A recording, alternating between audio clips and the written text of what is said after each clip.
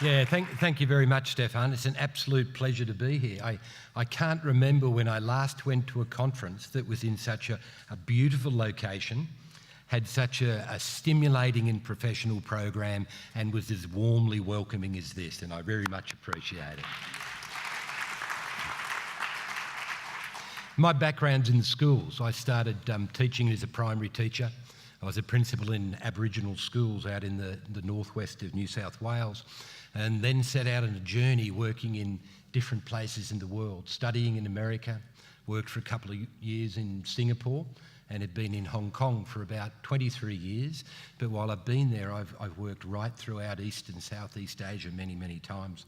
And I think, as I hope, at least as I talk, you'll find why I have such a focus on ongoing renewal and ongoing learning, because frankly, if I hadn't been someone that had been forced and hadn't been able to keep learning in different ways, I wouldn't be here and I wouldn't be surviving where I am. Our basic goal as educational leaders, and that's all of us, is to leave our schools and our communities in a better place than when we started. It's that simple. A place that prepares our students and communities to live happily, morally and productively into their futures. We know, all of us, that we are only the temporary custodians of a school. But we've learned over recent times that we don't know with any certainty what the future will be, and we've seen that again and again in the conference. Our challenge, therefore, is to keep up personally and to shape a school that keeps pace with change, and with possible change, is to engage in learning or in constant renewal. But at the same time, we have to stay unshakably connected to our moral intent and our educative purpose. As Starrett tells us, he says the work of educational leadership should be work that is simultaneously intellectual and moral, an activity characterised by a blend of human, professional and civic concerns to a work of cultivating an environment for learning that is humanely fulfilling and socially responsible. Great words. Today, I want to suggest that successful leadership depends on ongoing personal leader renewal and then leaders leading organisational renewal, but while staying true to purpose. So what I'm going to try and do is follow this outline. Number one, I'll set the scene in which leaders lead today. And I'll do it fairly briefly because we've had a lot of it. Second, given this scene, I'll suggest that leadership is essentially a cognitive and a moral activity, and that leaders, and I don't just mean principals, need to be able to adapt, adjust and refresh their understandings, their insights, their skill sets, while staying absorbed, and I use that word on purpose, by the moral and educative purpose of schooling. The key leadership challenge then is a learning challenge, one that tests us in equal measure to evolve psychologically and emotionally to a more complex way of being while staying crystal clear on our purpose. Third, and it's a little bit yucky, but I'm going to use the metaphor of a snake shedding its skin to try and capture the nature of leadership renewal. And then finally, I'll postulate just a little bit on how shedding and refreshment might be nurtured within a school, how we do our jobs as leaders to get it around the school. Number one, our environment will continue to shift and to hybridise in ways that we can't really predict. This includes both our macro environment, as Ewan was talking about, and our more immediate school communities. The last couple of decades has witnessed massive social, technological, informational and economic change, most of it previously unseen in terms of both its shape and its impact. Petrie describes the resultant environment, and you know this because you feel it, as volatile, uncertain, complex and ambiguous. 2, changes and challenges have streamed from this environment that he describes, if somewhat unevenly, into our schools, bringing both the positive but also bringing the ominous. For example, Changes in technology have given our students undreamed of access to research, information and knowledge, forcing many of our established knowledge repositories either into early retirement or to morph into something more relevant. In schools, increasingly sophisticated research that we do both locally and internationally has provided informed advice about which schools need more supports in our classrooms, differing teaching approaches to address these needs, and bettering monitoring tools to tell us, and unfortunately everybody else, whether we've done a good job or not. 3, it's highly likely, there's no doubt in fact, that these parcels of both welcome and unwelcome change will continue to arrive almost daily. And they will come at different times. They'll excite us, they'll get us going, and other times they'll challenge. A key challenge for us as leaders then, as we prepare to adapt for change and challenge, is that we don't really know what it will look like. And Brown captures this. He says when he talks about leadership that the perfect storm of increased complexity, accelerating change and near constant uncertainty has created conditions that exceed the mental and emotional capacities of many, many leaders.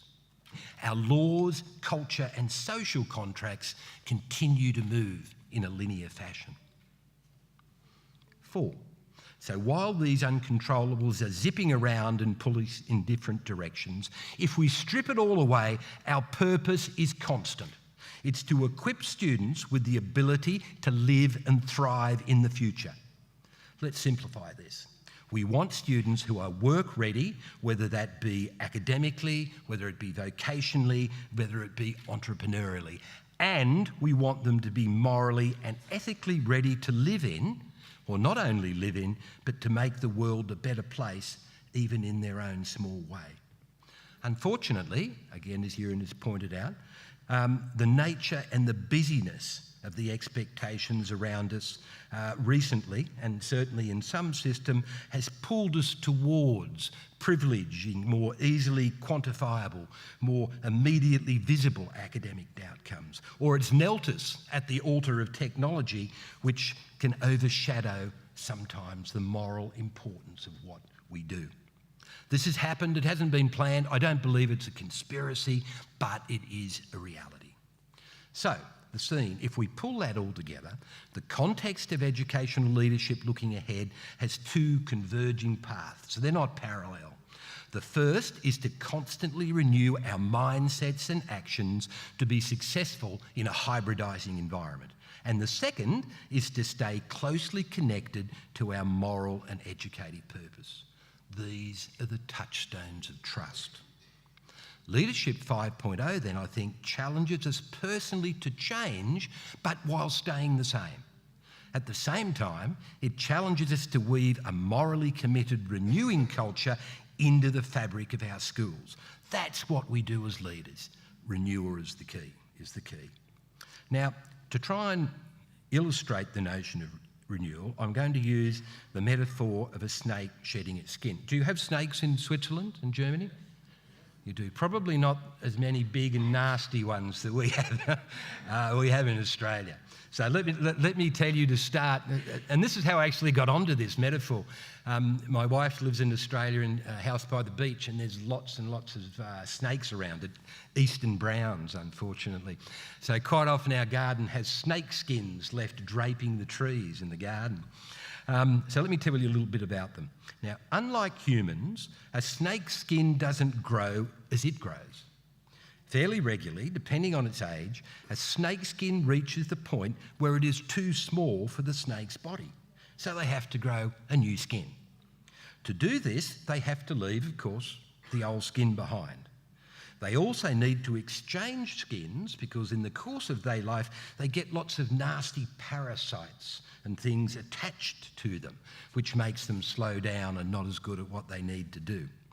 Now, when they're ready to shed an old layer, the skin just doesn't fall off. They need to create a rip in the old skin by rubbing it against a rock or a hard object or a log or something like that. And then they also need to find some water to go through to lubricate the skin coming off. Once the old skin has been breached, the snake inches its way through until the old layer is removed and generally left hanging on a tree. When a snake is about to shed, it's referred to as being in the blue. You can see that it needs to shed. Its skin becomes dull. Its eyes become cloudy or bluish, and there's a noticeable increase in nervous behaviour and aggression, which we sometimes feel. Snakes shed their skins as long as they're growing, And snakes grow all their lives, so they never stop shedding. Now, the frequency will change. Younger snakes shed more often than older snakes, but they all keep shedding. Now, after they finish shedding, it's great. The eyesight is sharp again. Its parasite clear. All those parasites have come off. Its colour and its sheen are more vibrant. It's renewed in all sorts of ways and ready to grow even more. But remember, and we'll come to this, it's only the skin which sheds, not the heart, not the purpose of being a snake. So let's try and apply this to school leader renewal. For us, shedding our skin is about uncovering new mindsets, new understandings, emotions, as well as behaviours, knowledge, ability and skills, and leaving behind those that are no longer relevant. So, shedding reflects evolutionary biology, an adaptive process of renewal that involves three basic tasks. 1, identifying the cultural DNA that should be conserved, the good things that we should keep. 2, identifying the cultural DNA that should be lost. And 3, innovating new capacity which better takes us forward to handle the new. Are you with me? Yeah. That's one person is. That's always a good sign. And thank you, Stefan. I noticed you moved, but that's okay, we'll do it. All right. What I'm going to say now, are there some lessons or some insights that we can gain for this by analysing this for leaders? And I've come up with a number of these that we might think about. Number 1, shedding is intentional. Snakes intentionally shed their skins. It just doesn't happen. They just don't wake up one morning and the skin's gone. They need to shed. Leaders for the future understand that their present capabilities and mindsets may be inadequate to solve the learning and organisational problems that they will continue to face. They know that they must consciously seek new knowledge and understanding, be it pedagogical, be it cultural, be it technological. And if they don't, their ability to lead successfully will certainly fade. Intentional renewal for us involves things such as focused reflection, seeking feedback actively, knowledge mining in and outside our schools, and questioning the present practices that we have. Second, shedding is adaptation. Snakes shed their skins because they have literally outgrown them. They're too tight. If they don't shed, they can't grow. The process is therefore about adapting to new needs. So as conditions change, much of what we know, believe and do in our schools can become less potent. It no longer fits the demands of the jobs or the needs of the students. We've outgrown it.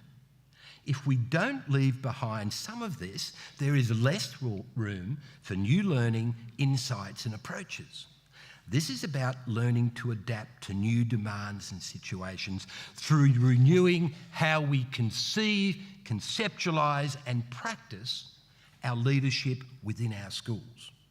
Now, this calls for different approaches to learning and development than we might be used to. So this has messages for us personally and for the people who provide our learning. Sala Cruz suggests that many leader development opportunities rely on horizontal learning rather than vertical learning. Now, horizontal learning is technical competency-based learning, and whereas this is useful, it's mainly effective when problems are clearly defined and techniques for solving them are known. This is no longer the case. Renewal may call for vertical development, which focuses on advancement in a leader's thinking capability. The outcome of vertical development is the ability to think in more complex, systematic, strategic, and importantly, interdependent ways. Salcrew explains it this way. He says, horizontal learning is like pouring water into an empty glass. The vessel fills up with new content, water, wine, at this place, I imagine, and then it spills over. Vertical development aims to expand the glass itself. Not only does the glass have increased content, but the structure of the vessel, our minds, is bigger. This is about, again, mental and emotional renewal to nurture our capacity to adapt. 3, shedding is timely. Snakes know when they need to shed. So does anyone who sees them. Don't get too close. When they're about to shed, it's referred to as being in the blue. And again, the skin becomes dull, the eyes become cloudy and bluish, and there's a noticeable increase in nervous behaviour and aggression. Think about yourself in your job. Ever had that feeling of being overwhelmed? Yeah? I have. Stressed. There's just too much flowing in for you to manage. In fact, some days you find yourself when you turn up to work in your pyjamas because you've just lost point of it. Or perhaps that you believe that you always have the right answer to something. Or conversely, you find out that you never have a solution. Perhaps the students don't appear to be as engaged as they could be. The teachers won't experiment in the classroom, or you just don't get it. And that happens to me. Any of these can signal that it's time to refresh, to rethink things, to learn new ways, to look for alternatives and to adapt. Sometimes we recognise these signs ourselves, but more often, when we need to shed, we need others to help us see. That's the point of renewal. Shedding is regular. As I said, a snake will continue to shed its skin as long as it's growing, and they always grow. They grow through their whole lives, even though the frequency might change. Developmental psychologists tell us that adults continue to progress at varying rates through roughly predictable stages of mental development. At each higher level of development, adults make sense of the world in more complex, in more exclusive ways. In other words, their minds grow bigger. In today's environment, leader renewal can't be a one-off thing. And as I said at the beginning, as I moved to new places, if I didn't relearn, if I didn't shed, if I didn't renew, I just don't think I would have been able to do the job. So we've got to do it again and again if we are to confront the adaptive challenges that we're facing. So renewal is not just timely, it's also regular. Next, shedding is contextual, and we've heard that in almost every talk, and it's great. When snakes are ready to shed the old layer, they put a rip in the skin, they rub against a rock, they find some water, and they try and get that to help rip it off. So adaptive learning works with the context within which we work, and our renewal as leaders can only make sense when applied in our context. Learning does not happen in a vacuum. It's not blind, for example, to culture, to socioeconomic status, teacher beliefs, or the special needs of our communities. Opening new mindsets cannot be done by sitting in a chair. We need the people and the systems around to rub against, not personally, but professionally, to rub against, spark our learning, and lubricate the process through support, challenge, and care. Shedding is cleansing. As I said, when snakes move around, they get little ticks and other parasites that attach to their skins and underneath, and this stops their body, like it does with us, functioning so well. When we stay in a job, we naturally form both personal and organisational habits. I certainly know that I do, habits that we do. Sometimes, whereas we developed these in our jobs for very good reasons, they endure, well, just because they're there.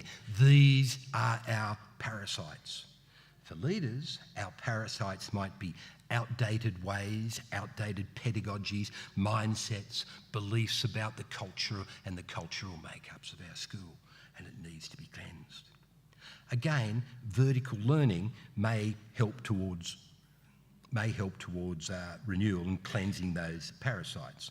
In fact, Maguire and Rhodes talk about vertical learning as being a 3-stage cleansing process. Number 1, the first stage is awaken. You become aware that there is a different way of making sense of the world and doing things in new and different ways. The next stage is to unlearn and discern. Old assumptions are analysed and new assumptions and possibilities tested at work. Discerning is incredibly important. Sometimes we try to do too many things, too many changes, and this adds to the problem of uncertainty, and it can't be good in school if we just keep putting more things on the stack and not taking anything out. Finally, advance comes after practice, when new ideas get stronger and overtake previous assumptions and ways. The new ways start to make more sense than the old. It's a cyclical, ongoing process that helps remove some of the parasites which can hinder our learning growth, how we do things in our schools. Bad news, snakes have to shed their skin, and when they leave it behind, but this can be painful. This can hurt. Shedding, moving to new mindsets, learning and unlearning to make sense of new situations can be really painful. There will always be an almost natural resistance to change. We resist for different reasons, including fear of leaving what we know, of being left professionally or personally vulnerable. This is understandable, it's uncomfortable. Renewal can be a painful process, but we push through it because we know the why of us being a leader. We know the why is so important. Finally, shedding is rejuvenating, and we all like to get rejuvenated. After shedding, the snake can see better, it's got no little parasites on it, it even looks better, its colour and its sheen. It's renewed in all sorts of ways and ready to grow even more. When we refresh and discover new ways, new mindsets, we can see more clearly and look for more creative ways to meet our student needs. Once we shed and parade our new skin, new learning, we find we can see better. We find we can see deeper. We've got rid of those distractive parasites, and we even look better. People notice it when we come to school. We look better, more colourful, more vibrant, ready for our next stage of growth and to make our leadership more meaningful for today. However, let's clarify. The skin is the mindsets, the habits, the beliefs, the learning approaches, how we communicate in our schools, etc. It's ingrained perhaps from a different age. The snake shedding process refreshes how we see and think about our work, so it helps our brains work better. But snakes do not shed their core. They're still a snake. They don't shed their heart, their guts, or their purpose. In fact, from shedding the skin, these work better and remain largely intact. So as we intentionally learn different things in different ways, at the same time, we fiercely defend our core values: equity, fairness, care, social justice, for example, and our purpose as leaders. Better outcomes for students and a better school than it was when we first went in. So, I'll summarise. Through the snake shedding metaphor, I've suggested that to lead successfully now and into a complicated future, we've got to be adaptive learners who stay intimately connected to our moral and purposive core. That is, face the challenges through renewal, but while keeping our eye on the prize, adapting to and shaping the future based on purpose, but not being unthinkingly hijacked by the unnecessarily new, the technological cool, or just following a central blueprint and quantitative targets. Now, however, there is a serious flaw in the snake metaphor. What is it? Snakes are individual creatures. They don't have leaders, groups, or tribes. Thank God. We don't want them becoming collective, I don't think. They're just not collective animals. They don't help each other. We're not like that. Our job is to lead worthwhile change through positively influencing others around us, through creating a culture where everyone sees the need to learn, to shed and renew. I guess to try and build a form of collective shedding. So in this very final part, have I got a few more minutes? In this very... Hang on, what time did I start? So, in this final part, I'll discuss... I'll be quick. Some very basic interrelated conditions that leaders might champion to spread the benefits and process throughout the school. Because this is what leadership is. It's not just doing it for ourselves, it's beyond. But I'll go through them relatively quickly. There's 5 of them. The first one is prospecting. In organisations, prospecting implies looking for something valuable, something important, even if you only have a rough idea of where to look or what you'll find. To do this, leaders weave a set of values through emancipatory structures in their communities, and these encourage people to look for worthwhile learning in promising locations. Prospecting requires agility and adaptability along the way through challenging mental structures. Rarely do prospectors find usable wealth easily. Prospectors find it based on a belief that there's something out there and that there's something valuable out there. As such, like shedding our skins, prospecting involves a process which values collective perseverance, questioning, listening, freshness of our minds, curiosity and improvisation, all agitating in concert with a widely shared moral and educative purpose. I'll skip this one for you, Stefan, even though it was a good one. Next one, paving and bridging.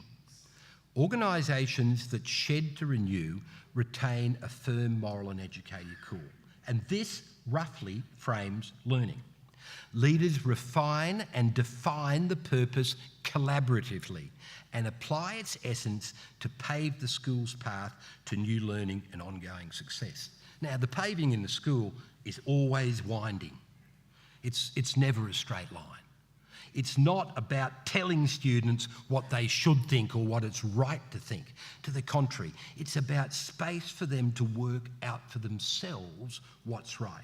So the path, therefore, to encourage adaptive learning, to face volatility, it's got to be wide enough to allow people to be themselves and to discover on their own, but it needs to be clear enough that there is another destination. When you build the path, you also have to build the bridges necessary to link different understandings. The past and the present, the practical and the theoretical in schools today, and big parts of that in all our communities is how we bridge generations and how we bridge cultures. And this, I think, is going to be one of the absolute keys to whether our schools work. The path is bridged and paved with values, structures and relational networks which foster adaptive learning and creativity, all the things needed for regular review.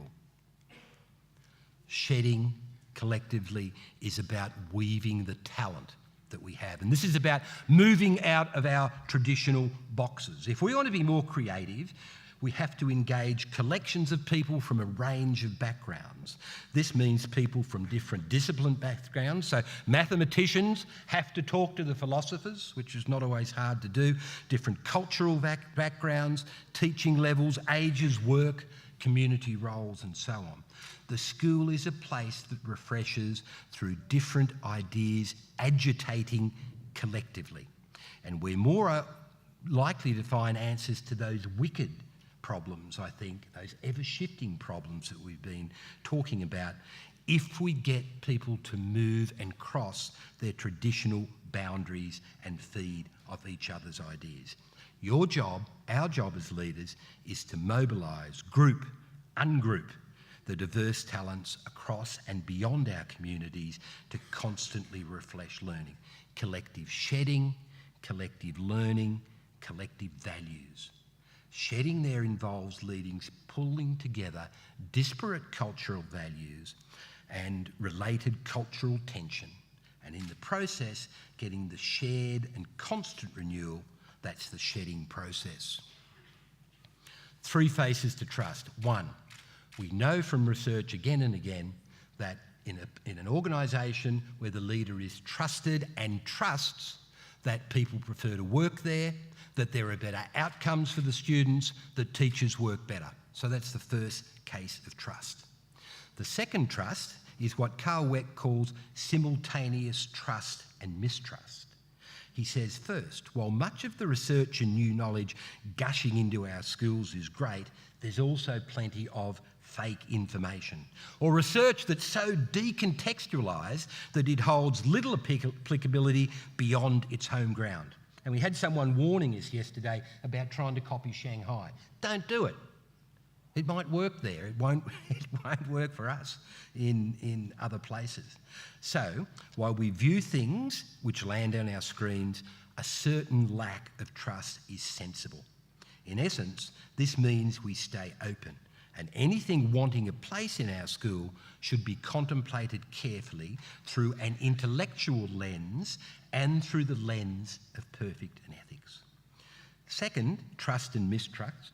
Weck tells us that professionals who survive, and it's a great study if you haven't read it, are those who manage to simultaneously trust and mistrust their own experience. While they value what they know, they are also very aware that their experience could mean nothing if the conditions change suddenly and unpredictably. Confidence with humility is how it counts out. This again is about being willing to shed and replace. Last one, if you want a school that sheds, I believe it needs to be simple, sensible, and safe. A school where people shed and renew, where new learning is both accepted and expected, calls for an environment which is simple, sensible, safe. Leaders nurture opportunities for renewal by keeping things simple, not stupid. I don't know, lots of schools I go to in my part of the world at least are getting overcomplicated. Simple can still be sophisticated. Simple doesn't mean stupid, but it means leaders work to keep out unnecessary change, bureaucratic clutter, and overcomplicated structures and processes, giving people therefore more headspace to be able to learn. Leaders value sensible decisions and action. And a sensible decision is something that aligns with the purpose and moral platform, and it actually benefits the kids. I believe one of the greatest compliments that a leader can give someone when they give them an idea is say, yeah, that's sensible. And of course, renewal won't happen unless people are physically, culturally, and psychologically safe. And as leaders, we are immovable on that. It's the right and the entitlement of every child, of every teacher, of every person living and working in our school. You won't renew if you're scared. So in summary, I've tried to say that the key challenge of 5.0 is to be able to constantly renew ourselves as leaders, emotionally, psychologically, pedagogically. And our role then further as leaders is to put that in the school. We know what a leader models in the school is most often what happens. Not what they say, but what they model. So if a leader models renewal and learning, the teachers will model learning and renewal, and then hopefully that will spread on down into the classrooms. So snakes might be creepy, but they might have some good lessons for us after all. Thank you very much.